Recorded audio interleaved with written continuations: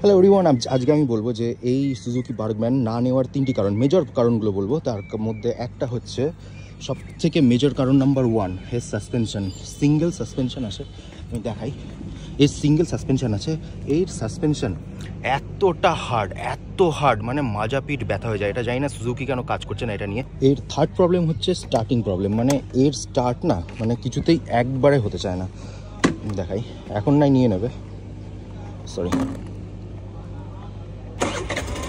এখন তো নিয়ে নিচ্ছে, কিন্তু অনেক সময় নিতে চায় না। আর থার্ড সব থেকে আর একটা বড় প্রবলেম হচ্ছে এর যে তেলের ট্যাঙ্কটা, সেটা হচ্ছে এই যে সিটের তলায়।